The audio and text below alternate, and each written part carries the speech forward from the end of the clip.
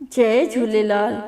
अॼु मां तव्हांखे ॿुधाईंदसि कारकत महीने जी कथा जो अध्याय 34। हिन अध्याय खां पहले मां 33 अध्याय अपलोड करे चुकी आहियां।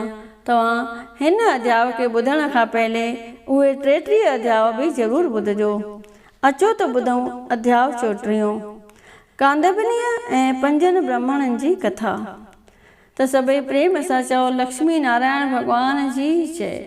श्री राधा दामोदर भगवान जी जय। श्री कृष्ण भगवान जी जय। राजा पृथु महर्षि नारद खां पुछण लॻो त हे स्वामी, जगत में जो पंच भीखम विर्त प्रसिद्ध थियो आहे उन जी उस्तति कहिड़ीअ तरह आहे। महर्षि नारद चवण लॻो त हे राजन, हीअ विर्त असल में आदि खां वठी हो, पर कुझु वक़्तु गुप्त थी वियो हो। द्वापर युग में कृष्णचंद आनंद कंद मुरली मुकुंद उन खे वरी प्रकाशित कयो। भगवान श्री कृष्णचंद्र जे आज्ञा मूजिब भीखम हलत कई, तंहिं करे हिन विर्त जो नालो पंच भीखम थियो आहे। राजा पृथु वेनती करण लॻो त हे महर्षि, गंगा जो पुत्र भीखम ऐं भगवान कृष्णचंद जो पाण में कॾहिं बोलाचार थियो, कृपा करे इहा ॻाल्हि विस्तार सां करे ॿुधायो। महर्षि नारद चवण लॻो त पंजनि पांडवनि जे पारां भगवान कृष्ण दूत बणिजी जॾहिं कौरवनि जे सभा में आयो, तॾहिं उतां उथी इंद्र भगवान जो प्रेम प्रीतिअ सां आदर सत्कार कयो। भगवान त न धन जो बुखियो आहे न माल जो बुखियो आहे, हू फ़क़ति प्रेम जो प्यासी आहे। प्रेम ते ई प्रसन्न थींदो आहे। प्रेम जे थोरीअ में ई पाण खे फासाए, प्रेम जे डोरीअ में ई पाण खे फासाए भगतनि जा कारज सिद्ध कंदो आहे। भगवान जे अचण जी ख़बर भीखम ॿुधी सो भगवान सां मिलण लाइ विख वधाए आयो। भगवान बि भाकुर पाए भीखम सां मिलियो। कुशल कल्याण पुछण खां पोइ ॿई पंहिंजे पंहिंजे आसन ते हिक ॿिए जे सन्मुख थी वेठा। भीखम हथ जोड़े पुछण लॻो त हे प्रभु, मुंहिंजे मन में हिकिड़ो ख़्यालु उत्पन्न थियो आहे, कृपा करे उहो निवृत करियो। तव्हां जो त्रिलोकीअ जा मालिक आहियो, फ़क़ति अख जे इशारे सां संसार जी उत्पत्ति पालना ऐं नास थी करियो था, सो तव्हां अहिड़ा समदर्शी थी पांडवनि जी हर तरह संकट में सहायता करियो था। छा पांडवनि तव्हांखे को वशीकरण मंत्र पढ़ियो आहे जो तूं साक्षात ईश्वर उन्हनि जे वस थी रहियो आहीं।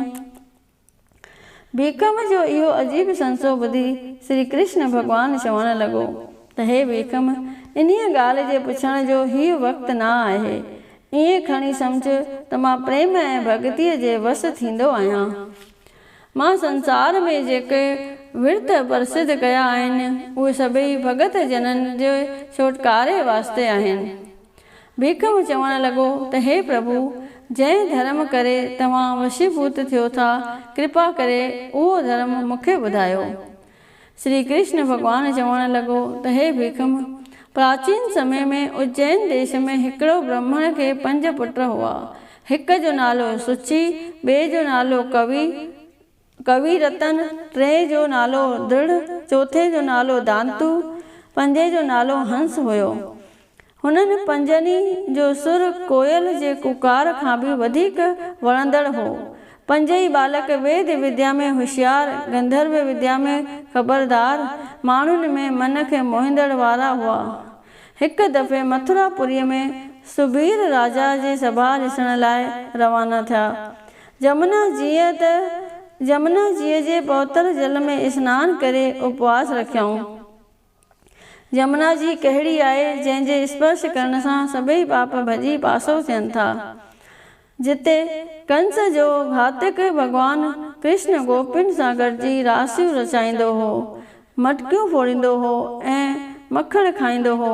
4 ॾींहं उते आनंद पूर्वक गुज़ारियो। 5 ॾींहं हिकिड़े माण्हूअ खां राजा जो हाल हवाल पुछण लॻा। उहो माण्हू उन्हनि 5 ब्राह्मणनि खे ब्राह्मणनि बालकनि खे चवणु लॻो त राजा वटि कादंबरी नाले वारी हिकिड़ी अप्सरा रहंदी आहे जा गाने बजाने में तमामु होशियारु आहे, संगीत विद्या में बि बड़ आहे। हुनजो अहिड़ो त मिठड़ो आलाप आहे जो मोर चतू कोयलियूं बि उनजे आवाज़ सां दावा करे नथा सघनि। राजा उन्हीअ अप्सरा खे भोॻींदो बि आहे ऐं पंहिंजे अॻियां नचाईंदो बि आहे। कंहिंखे बि मजाल न आहे जो उते वञी सघे। ही पंजई ब्राह्मण बालक जे गाने बजाने में अॻे ई होशियार हुआ। से कादंबरीअ जी हाक ॿुधी राजा जे दरबार ॿाहिरां हुनजो आलाप ॿुधी चौबीदारनि खे चवणु लॻा त राजा जे अॻियां संगीत विद्या जो पूरण ॼाण को बि कोन आहे। न राजा खे ई उन विद्या जी पूरी ख़बर आहे। कादंबरी जेकी ॻाए थी सो साज़ जो आवाज़ पूरो न आहे। ब्राह्मण बालकनि जी इहा ॻाल्हि ॿुधी चौबीदारनि वञी राजा खे ॿुधायो। राजा बि हिकदमि उन्हनि पंजनि खे पाण वटि घुरायो।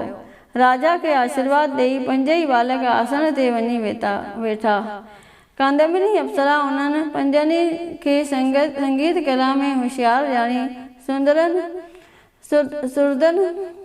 सुरदन जे साज़ ते आवाज़ खे शिके शिके तार सां तार मिलाए ख़ूब मज़े सां नाच करणु लॻी, जंहिंजे आवाज़ सारी सभा में चुप चाप कराए छॾी। कादंबरीअ जो गुण ऐं रूप ॾिसी पंजई बालक उनजे मुर्क ते मोहित थी पिया। कादंबरी बि उन्हनि जो सुंदर मन मोहींदड़ स्वभाव ॾिसी हिकदमि काम जे वस थी। राजा जे उथी वञण खां पोइ उहे ब्राह्मण दुखी थी ॿाहिरि निकिता। कादंबरी बि पंहिंजे बेक़रारीअ ऐं ब्राह्मणनि जे इंतज़ारीअ में व्याकुल थियण लॻी। राजा जे भउ करे हुन वक़्तु त घर हली वई, पर अंदर में आराम कोन हुअसि। पंहिंजे दर्द जो दास्तान बिरह जो बयान हिन तरह हिकिड़े पने ते वेही लिखियो। मजमून जीअं सिध समुद्र में बूंद जे ख़ातिर सिके थी, जीअं सिप समुद्र में बूंद जे ख़ातिर सिके थी, तव्हांखे दिलि तीअं मुंहिंजी शिके थी। सोज में सड़ां थी ॾाहूं करियां थी, उथी अधु राति जो आहूं भरियां थी। विछोड़ो दर्द जो थो मौत मारे, तव्हांखे राति ॾींहं थो साह सारे। दर्द जा दिलि अंदरि धुआं दुखनि था, विछोड़े में वॾियल उजवा दुखनि था। सिक्का सरियां सजण सिक सां संभारियां, सिक्का सरियां सजण सिक सां संभारियां। अथम आस दिलि में सदा गॾु गुज़ारियां। अहिड़ीअ तरह अंदर जो अहवालु लिखी ब्राह्मणनि ॾे हिकिड़ीअ सखीअ द्वारा उहा पत्रिका पठियाई। सखी उहा पत्रिका ब्राह्मणनि वटि खणी आई ऐं उन्हनि खे चवणु लॻी त कादंबरीअ मूंखे चयो आहे त तव्हां पंजनि मां हिकु हिकु थी मूंखे पंहिंजी विद्या ॾेखारे। हिन शहर जे उत्तर पासे जमुना जीअ जे कंढे ते शहर खां ॿाहिरि अनंत नाले हिकिड़ो तीर्थ आहे। हिकु हिकु ॼणो मूंसां उते मिले, मां बि कंहिं न कंहिं नमूने उते अची तव्हां सां मिलंदुसि। तव्हांखे पंहिंजे संगीत विद्या जो तजुर्बो ॾेखारींदसि। तव्हां बि पंहिंजा गुण ज़ाहिर कजो। एतिरो चई उहा सखी उतां रवानी थी सिधो कादंबरीअ वटि आई।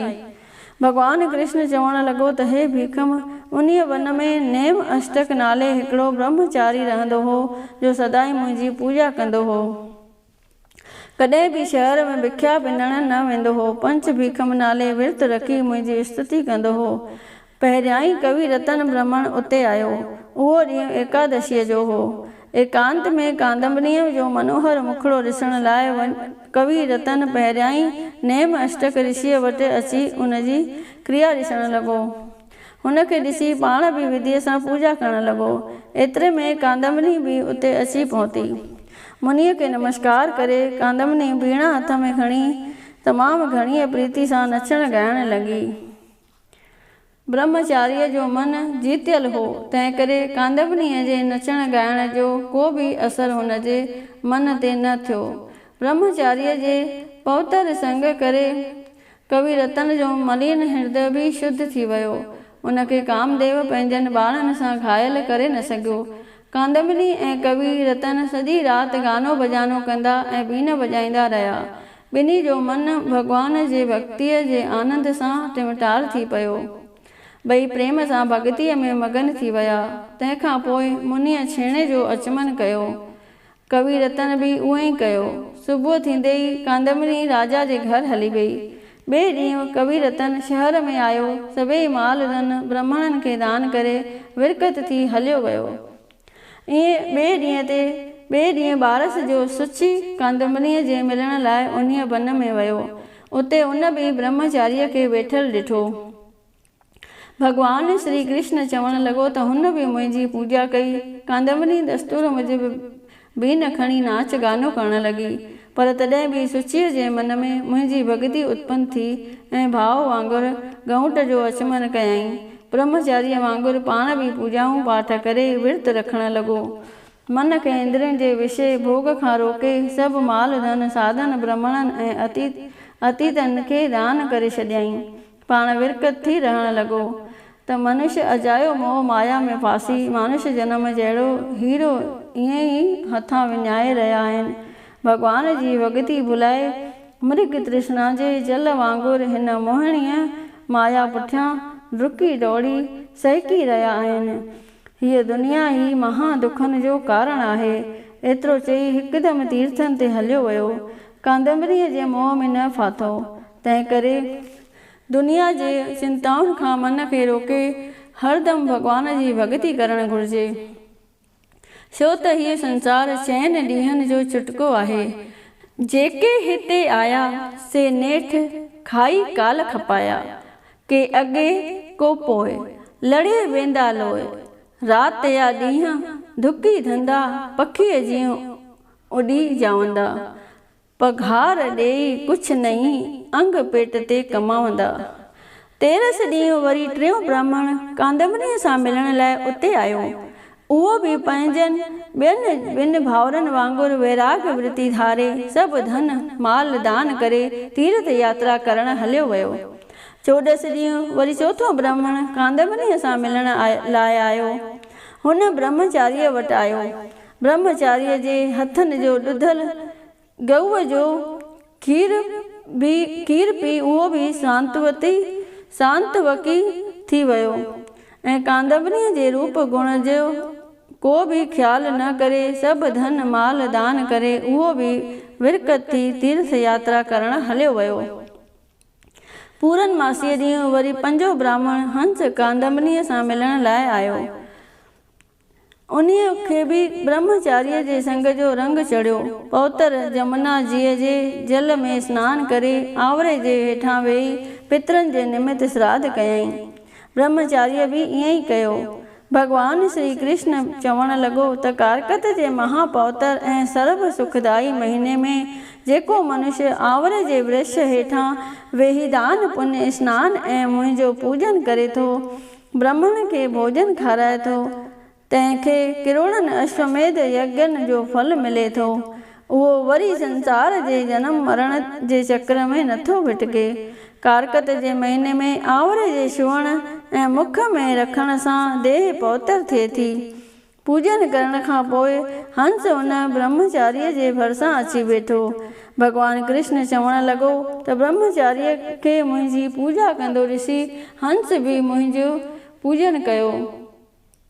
कांदमनीअ जो नाच गानो ॾिसी मोहित कीन थियो।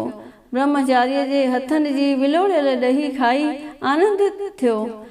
ॿिए ॾींहुं सभु कुझु दान करे विरकत थी तीर्थनि ॾांहुं हलियो वियो।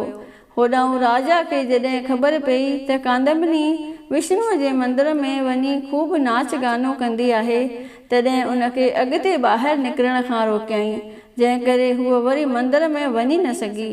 पद्म पुराण मां कारकत महात्म कांदमनी ऐं 5 ब्राह्मणनि जे प्रसंग बाबति 34 अध्याय संपूर्ण थियो। सभई चओ लक्ष्मी नारायण भगवान जी जय। श्री राधा दामोदर भगवान जी जय। श्री कृष्ण भगवान जी जय।